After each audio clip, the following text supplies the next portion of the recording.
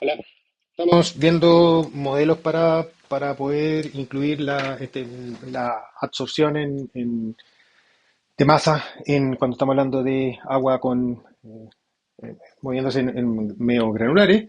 Lo que habíamos visto en el video pasado es que en general nosotros teníamos de NC a DT más advección igual a difusión menos difusión, ¿ya? Más un término R, donde este término R, si bien da cuenta de un proceso de difusión desde el agua líquida hacia el perímetro de los granos, donde finalmente tiene que haber algo más que haga que esa difusión, que esos granos se queden retenidos ahí. Eh, lo que nosotros podemos mencionar en este caso acá, habíamos dicho que por conservación de masa, nosotros podíamos definir cuál es la concentración del sorbato en el solvente, cuál es la masa que está retenida en función del tiempo, y podemos ver entonces que este término R, que está visto como un sumidero R negativo en la ecuación de transporte para el agua, es igual a la tasa a la cual se está acumulando o liberando masa desde el solvente, ¿ya? Desde los granos. Eh, es igual con signo contrario. O sea, la tasa a la cual se extrae masa desde el suelo es igual a la tasa a la cual, a la tasa a la cual se extrae masa desde el agua es igual a la tasa a la cual se queda retenida en el suelo. Entonces, eh, eso es lo primero. Después habíamos visto que si supuesto equilibrio, o sea, si suponemos que existe un equilibrio químico, estamos en unas condiciones de equilibrio, quiere decir entonces que podemos encontrar una relación algebraica que me diga este C asterisco va a ser igual a una función de f de la concentración. Y se descuenta el efecto de la inercia dentro del análisis, ¿ya? No hay ningún mecanismo de inercia en términos que aumenta gradualmente la masa o disminuye gradualmente la masa en el suelo, sino que instante a instante es posible encontrar este equilibrio entre los valores de la concentración en el agua y la concentración en el solvente. Entonces, de esta manera, nosotros podemos llegar y decir, bueno, R es igual a menos rho C sub D por dc gorro a dt, que sería df a dc por dc a dt. Simple, ¿ya? Eh, donde este valor, habíamos visto si es una isoterma lineal,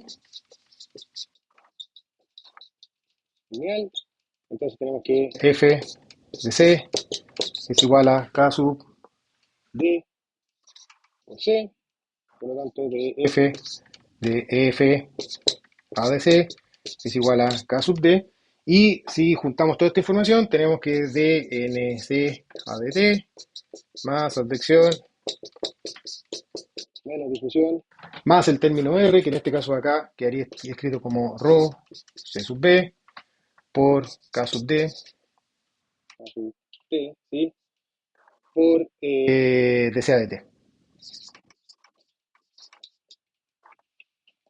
Sí, ¿ya? Y el paso siguiente, si ustedes se acuerdan, en la ecuación de transporte había un n aquí en la masa, también había un n aquí en la advección, también había un n en el término de la difusión. Entonces, todo esto acá se suele escribir como, y este término acá que sería proporcional al dCAdt, a la variación de la concentración en función del tiempo, se agrega acá a la izquierda dentro de la ecuación de transporte, dividido por n, y por lo tanto podemos encontrar una ecuación de dividido por n, todo esto acá por el valor de k sub d, por dCAdt, es igual a más advección dividido por n es igual a menos difusión dividido por n, donde ese n básicamente lo que hace es cancelar otro n que ya está metido de por medio, ¿ya? Pero aquí es donde se aparece una definición, R sub f, que es el coeficiente de retardamiento. R sub f es el coeficiente de retardamiento. ¿Ya? Así se define. Y en general hay varios ensayos que eh, lo que apuntan es directamente a calcular cuál es el coeficiente de retardamiento, porque es el número que se necesita. ¿Ya? Y es el número que aparece directamente acá en la ecuación, porque todo el resto ya queda definido como siempre. ¿Ya?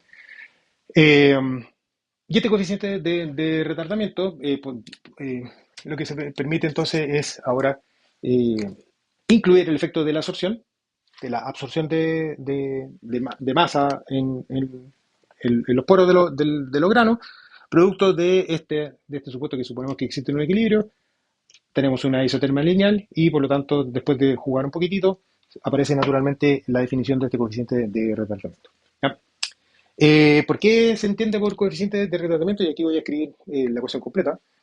Tengo 1 más rho b dividido por n por kb de C de t más de la velocidad de poro por c a de x es igual a b a de x de el d longitudinal, que incluye la dispersión mecánica, que incluye la, el efecto de la tortuosidad por dca de x. ¿Ya? Y como les mencionaba, aquí hay un n, ese n que está acá, que también estaba aquí, también estaba ahí, pero se terminó cancelando en varias partes. Entonces, ¿por qué lo escribo de esta forma? Porque tenemos que RF es un término que es mayor que 1. Todos estos coeficientes de acá son mayores que 1. ¿Ya? Un término de mayor que 1. Por lo tanto, nosotros podemos llegar y decir que dc de t es igual a la velocidad de poro dividido por RF por dca de x es igual a 1 igual a d de x T sub L dividido por RF por dca de x. Entonces, en la práctica, lo que obtenemos es una ecuación de advección-difusión. Difusión con una velocidad efectiva, que sería la velocidad poro dividido por el coeficiente de retardamiento, y tenemos un d efectivo, que sería el coeficiente de dispersión mecánica longitudinal dividido por este coeficiente de retardamiento, y como estos valores del coeficiente de retardamiento son valores mayores que 1, lo que tenemos es que efectivamente la masa se termina moviendo más lento.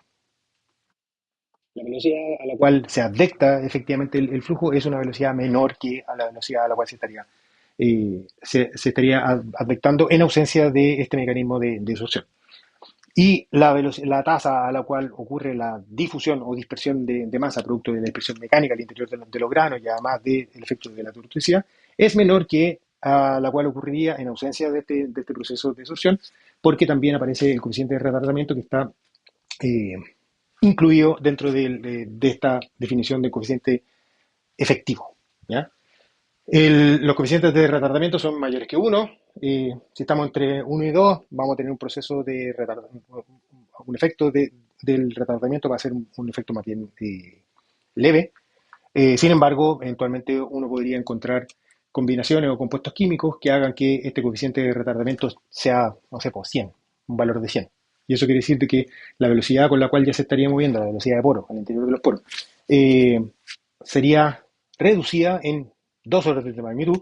Por lo tanto, el problema, eh, el transporte de masa queda efectivamente reducido en función del tiempo, y ahí está como la explicación de por qué se habla de este coeficiente de retardamiento, porque algo que retarda el transporte de masa al interior del acuífero, y que tiene influencia en las soluciones, ¿ya?